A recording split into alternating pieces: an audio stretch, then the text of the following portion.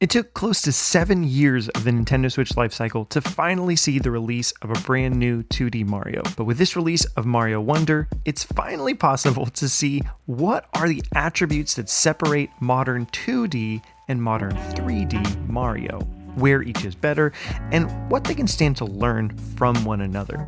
Also, we can choose which is objectively better at the end of the video, just for fun. It might get biased, we'll see. Let's talk about it.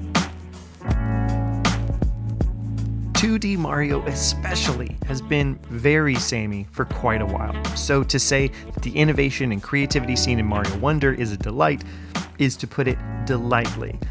I'm a dad, I'm allowed to do that.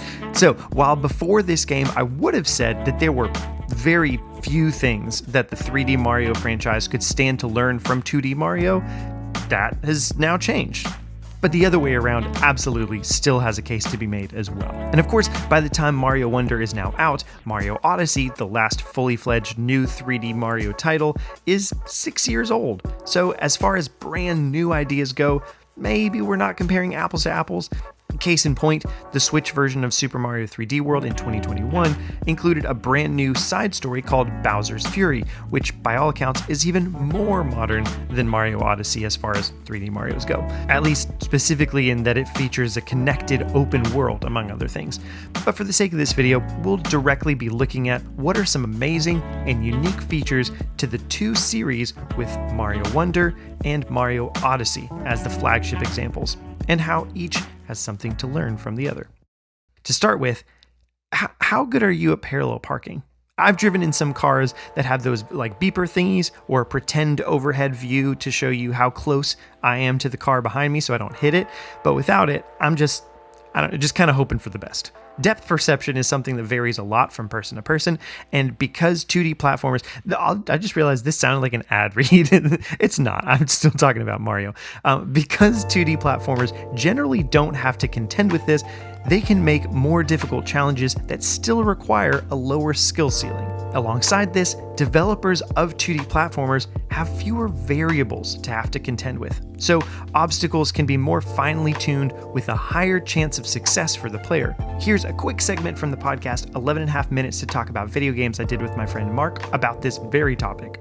Yeah, like even thinking of like the first Mario Brothers, like it's still so good because it's really easy to understand, but it's also, like you mentioned, it is predictable and it's like so responsive. Like I know if I press the button for this long, can jump to this height, but it's also if I press the jump button for a little less time, he will jump less high. So it's even just like 2D platformers just feel great. Definitely check out that podcast when you get a chance. Links in the description. It's bite-sized and great. So, for example, this capless level in the post-game of Mario Odyssey was one of the hardest things I did in that game, and it's all just a whole bunch of sequential long jumps.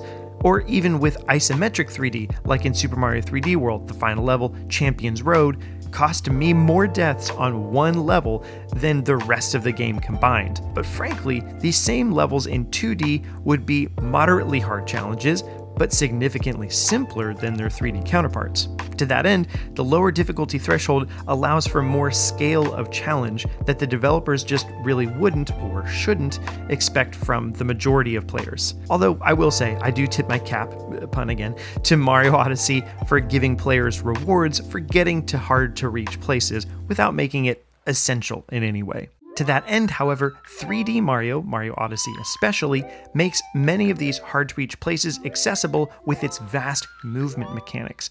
And I'm not talking about power-ups or captures, just when it's Mario himself. Towards the top of the skill ceiling is all the hat jumps, and beyond that, specialty tech like vector rolling and all sorts of other super tough speedrun skills. But even at the simpler level, Mario can jump, double jump, triple jump, long jump, hat jump, jump dive, ground pound, jump high out of a ground pound, roll, spin, twirl, backflip, and probably more. That was just the list off the top of my head to point out just how much there is that's part of the everyday moveset and is instantly accessible. 2D Mario has versatility as well, but a limited skill set allows to tailor levels more closely to the common experience rather than the exploratory nature of 3D Mario that benefits from a variety of tools to encounter obstacles. Mario Wonder, though, introduces a whole new toolset that I would adore seeing in a 3D Mario game: badges. What if I just said badgers, and it was just a bunch of badgers in a Mario game. Most 3D Mario games have power-ups tied fairly closely to the exact obstacle at hand. In Mario 64, the wing cap, metal cap, and invisible cap appear within levels that they're used and only last for a little while. Mario Sunshine has special nozzles in particular levels, and Yoshi at certain times too. Honestly, Mario 3D World is the only 3D Mario that allows you to carry in particular power-ups to use when you want to, like in the 2D games. And Mario Odyssey uses captures again in specific circumstances. But in the 2D games, you could get a cape power-up from a level, then carry it into another level, and just completely bypass the whole thing. But badges do something even better. They change Mario and Friends moveset or another attribute of the game in one way of your choice for as long as you have that badge equipped. This lets you tailor the game to your playstyle and not just for as long as you have that power-up. So all of a sudden, 2D Mario games do have even more movement mechanics. You just can't use them all at once. Higher jumps, a parachute hat, wall jump up walls, grappling hooks. This is genius, and I hope we see this as a new staple of the series. Something that I thought might become a staple of the series, however, was doing away with lives. Mario Odyssey was the first mainline game to not feature lives, and it was amazing. When you die, you lose 10 coins, which is good incentive to not die, but it doesn't feel quite as arbitrary as lives do in modern gaming. Mario Wonder did make great strides to not make dying as much of a nuisance, since when playing online or in any kind of multiplayer, you can avoid losing lives by having someone else revive your ghost within 5 seconds of dying. That way, lives don't have nearly as much of a toll. I'll also point out that the exploratory nature of 3D Mario would lend to lives feeling more objectively arbitrary, as the game often just challenges you to find a different way to solve each problem, as opposed to 2D Mario, which is usually asking for a specific mastery of a particular obstacle. So incentivizing a little bit of caution bodes well. I would still love for them to figure out better ways around it though, but I guess it also plays in well to multiplayer. And to that end, that's something where 2D Mario has had 3D Mario beat for generations. There is technically multiplayer in Mario Odyssey and Mario Galaxy and Bowser's Fury, but all of those are in a kind of minimal assist mode sort of way. You play as Cappy, you shoot Lumas, or play as Bowser Jr. 3D World has multiplayer, but that game is largely a 2D game with a Z-axis in terms of structure. But not only does 2D Mario have great multiplayer, Mario Wonder has done it better than ever before. Not having collision makes it for a much less chaotic experience in a very varied and potentially chaotic game, if not better handled. The online multiplayer is also handled exceptionally well, and to give another point to 2D Mario in this regard, this format is so much more accessible to new players. And if you're a gamer, you may be thinking, what do you mean? Mario Odyssey has all that easy mode stuff and gives tons of hints and all that. But as someone who has played dozens of hours of the much lesser game, New Super Mario Bros. U Deluxe with my wife, I've seen her be frustrated by the addition of the Z-axis in 3D World, and then intimidated by the more open-ended nature of Mario Odyssey. And I've seen the same with other newcomers to gaming. 2D Mario is just inherently more approachable, which makes it great for everyone, including in a multiplayer setting. But everyone is something that 2D Mario doesn't have in nearly the same in-game way as Mario Odyssey, especially. That was a weird segue, but by that I mean NPCs. Sure, the story in Mario games is always pretty minimal, but in Mario Odyssey, as well as in Mario Galaxy, Sunshine, and even 64, there are a lot of characters to get to interact with and get world building, story, and information from. Not only can this make for some fun little moments, but also enables a certain kind of immersion and connecting to other characters that give a sense of emotional investment in the world. Like, by the end of Mario Wonder, will you have much of a connection to this flower toad guy? Probably not. But Bob-ombs from Mario 64 always give me great vibes and nostalgia when I hear little or when I meet this guy in just one level in Mario Odyssey and then had a genuine little smile on my face when in the post-game, spoiler alert, kind of, he showed up on the moon to cheer me up with other NPCs from across the kingdom. It's not a lot, but a little goes a long way. But even if there aren't many other characters to speak with in Mario Wonder, it does have the benefit of way more playable characters. 3D World has 4 playable characters, Mario, Luigi, Toad, and Peach. But we already established that was basically a souped-up 2D Mario anyway, and the Mario Galaxies let you unlock Luigi as super late-game content, and he plays differently, which is neat.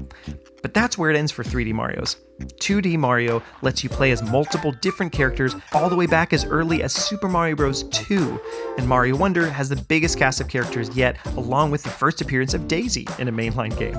I'd love to play as multiple different characters in a 3D Mario like Odyssey, but while you can't play Mario Odyssey as Luigi, you can dress up like him, or Waluigi, or Peach, or a scuba guy, or N64 Mario. This is awesome. I would never have guessed that a Mario game would have cosmetics or a way to actually use coins that are collected, but not only can you buy outfits, but also little collectibles to decorate your ship. This is purely bonus content, doesn't affect gameplay whatsoever, but I still love it. I love having stuff to collect and spend in-game money on, and it's just the same as having alternate color options in Smash Bros, which is absolutely aesthetic and unnecessary, but who doesn't love it anyway? And you get to earn this stuff, which makes it even better. Also, you get to be taken off guards like I was by moments like this.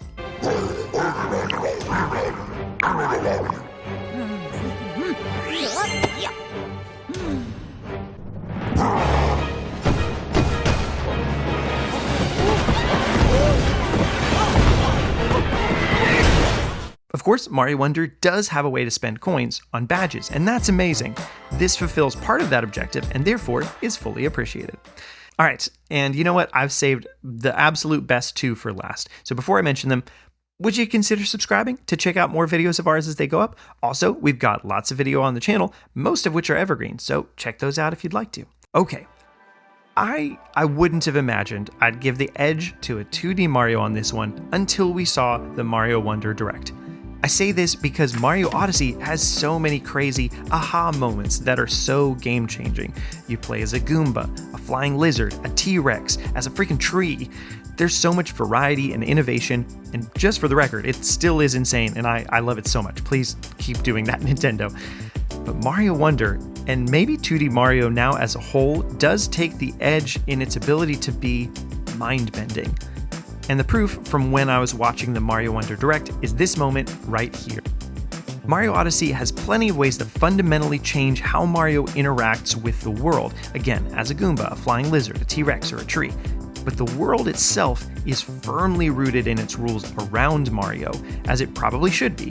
There's too many elements in 3D that playing with them too loosely would be not just mind-bending, but really like disorienting. This Wonder Flower moment from Mario Wonder takes a page right out of the indie game Top D 2D, where the actual rules of the world change in a moment to where the level is being seen from an isometric, top-down perspective all of a sudden, instead of from a side-scrolling 2D one. There's a reason why all of the moments closer to this in 3D Mario are locked to a 2D perspective themselves. In Mario Galaxy and Mario Odyssey, there are moments where gravity can be flipped, for example, but it's a 2D game for that moment. Or even all of Mario Galaxy is pretty mind-bending with the gravity effects, but that literally had to be the conceit of the entire game to be able to use it effectively. The only time it gets used all of a sudden in Mario Odyssey is in the 2D sections, and it's only in fairly late game too. But Mario Wonder makes its entire game out of the concept of turning the game on its head, and in different ways in every level. This is a lot harder to achieve in 3D Mario, but I'd love to see its equivalent of a Wonder Flower, and just see what could happen. Final difference between the two is probably my favorite, and it's where Mario Odyssey and 3D Mario in general have the clear edge. Breadth, exploration, expansiveness, ironically, wonder. This was one part of what made Kirby and the Forgotten Land stand out so much to me by way of a Kirby game, the scope and wonder of it. I hope the next Kirby game expands on that even further. And really, the 3D Mario NPC conversation probably should have been a subsection of this topic, but 3D Mario has a way to build immersion and exploration that 2D Mario has never tapped into by being able to make large worlds for Mario to explore and feel even more vast as you find all sorts of sub-levels within those areas and get to know all of its cast of characters and know every nook and cranny that there is. Also, I think the paintings that tie the levels together are just such a great touch to help build a connected world. I think 2D Mario is doing what it should be doing in this respect, where due to its multiplayer and beginner-friendly nature, having lots of disparate levels is a higher priority than an awesome and expansive world, and it even made one huge change to enable exploration to feel a whole lot better by taking away the timer in levels. if lives aren't going away, then the timer going away at least is an enormous win. But I think the only way for 2D Mario to achieve what I'd love to see in this regard more than it already is doing in Mario Wonder would literally be to make a Mario Metroidvania.